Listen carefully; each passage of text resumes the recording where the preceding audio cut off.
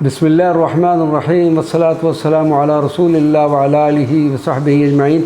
ناظرین و سامعین کرام، السلام علیکم ورحمۃ اللہ وبرکاتہ۔ رسالے سیدنا عبداللہ رضی اللہ تعالیٰ عنہ۔ سیدنا عبداللہ رضی اللہ تعالیٰ عنہ کی وفات بھی اپنے پردادا حضرت ہاشم کی طرح سفر تجارت کے دوران غریب الوطنی میں ہوئی۔ قریش کا ایک تجارتی قافلہ مکہ مکرمہ سے شام و فلسطین کے لیے روانہ ہوا۔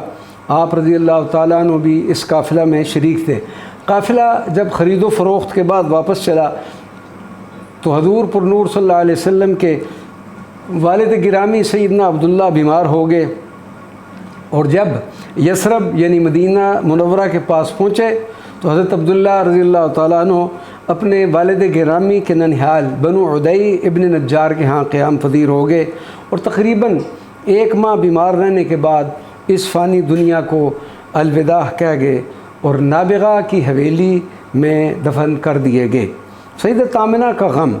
جمعہ سال وفات شعار سیدت آمنہ رضی اللہ تعالی عنہ کے لیے بڑی آزمائش اور امتحان تھا، اور ان کی جدائی کیسی کربناک ہوگی کہ اپنے محبوب و مکرم شوہر کے آخری دیدار سے بھی محروم رہیں۔ سیدنا آمنہ کے دلی کرب و درد کی کیفیت کا اندازہ آپ کے وہ اشعار ہیں جن کو سیرت نگاروں نے اپنی کتابوں میں محفوظ کیا ہوا ہے۔ ان اشعار مبارکہ میں آپ کا سیدنا عبداللہ سے لازوال محبت و عقیدت کا اظہار ہوتا ہے۔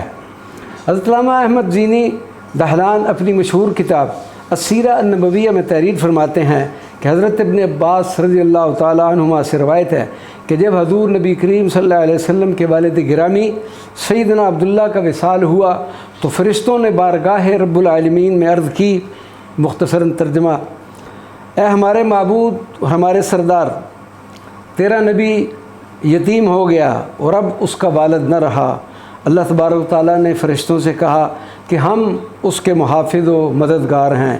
ایک دوسری روایت میں ہے کہ میں اس کا دوست ہوں، نگہبان ہوں، مددگار ہوں، اس کا رب ہوں، اس کو رزق دینے والا ہوں، اور ہر بات میں اس کے لیے کافی ہوں۔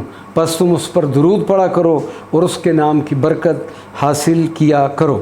قریش کا تجارتی قافلہ جب مکہ مکرمہ واپس پہنچا تو حضرت عبد المطلب نے اپنے بیٹے حضرت حارث کو یثرب روانہ کیا، مگر ان کے پہنچنے سے پہلے ہی بنو ہاشم کے معصوم وارانہ جوان اپنے خالق حقیقی سے جا ملے، جبکہ سیدت آمنہ رضی اللہ تعالی عنہ کا لال شکم مادر میں ہی تھا۔